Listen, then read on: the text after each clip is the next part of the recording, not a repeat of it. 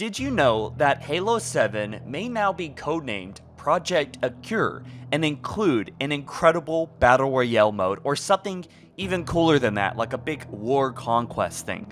We have our first gameplay details on this mode and what may be planned for the next game in Unreal Engine, including drop pods, pelicans, falcons, and so on. It sounds almost too good to be true, but we actually have some exclusive details from someone that I trust very much that we've talked about on the channel before, Rebs Gaming, and it's clear that something is epic in the works, or at least was, and that we're going to be recapping a little bit about the story of Tatanka and how it's been transformed into Halo 7 and something even cooler and something that could be competitive with things like Fortnite and Apex Legends and so on. And so Certain Affinity, having up to 100 people, we all know this, hopefully, is that they were working on a secret update or mode for Halo Infinite, helping evolve the future of the game. They did publicly announce that, but what was it exactly? Well, we don't know, at least officially. Now, there was a lot of rumors, a lot of evidence. There's a whole, paper trail that was pretty much leading this all to be Tatanka. And what we know about Tatanka from people basically mining the API was that it was designed to be a more newcomer-friendly experience, right?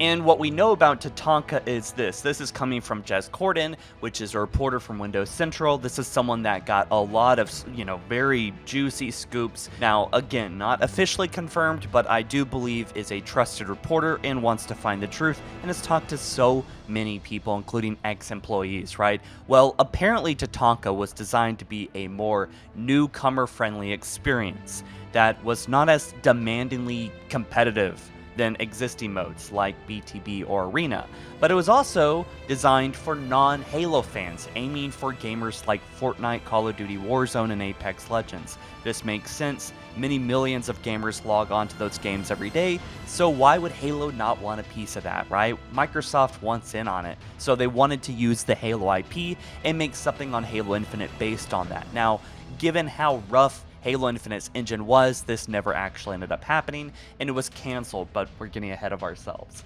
So this was also confirmed in March 2022 when an image for the game settings was leaked. Halo Leaks confirmed that this game mode did exist and was being tested inside of Halo Infinite's API, which was possibly the most accessible and poorly secure of the game I've ever seen before, and this was confirmed multiple times because we pretty much knew exactly what was coming to Halo Infinite weeks or many more months than was ever confirmed, maybe in some cases years for the maps, right? The API was not secure, so we knew what was going on in the development of this game behind the scenes years before all this kind of came out, right? In September 2022, however, Certain Affinity's COO said this publicly. The biggest thing we're doing that's public right now for more than 2 years is that now we're working on Halo Infinite doing something that they're very prescriptive about what we can say, but we're doing something unannounced, and we're doing lead development on that unannounced thing from conception and design. It's something big and new for the franchise, but I can't say any more about it. That's our single largest project of our 3 projects currently. We have close to 100 developers working on that. Very vague, but also gets me excited, or at least it did at the time. I have to imagine that Certain Affinity is still helping on this unannounced thing that we're going to continue to talk about, but it's likely going to be developed for Halo 7. So in January 2023, Bloomberg reported that 343 was assisting Certain Affinity on the Battle Royale mode. However, this would take many different directions, and even was rumored to become something of an all-out battlefield, conquest, multi-objective type game mode. The largest we've ever seen in Halo and most games, right?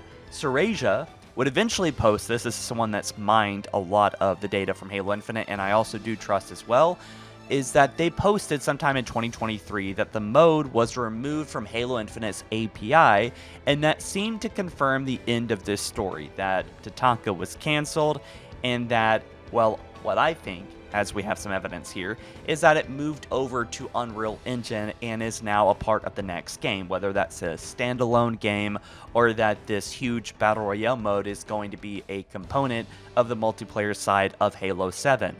But thanks to Rebs Gaming, huge shout out to him, and links in the description for all the sources here.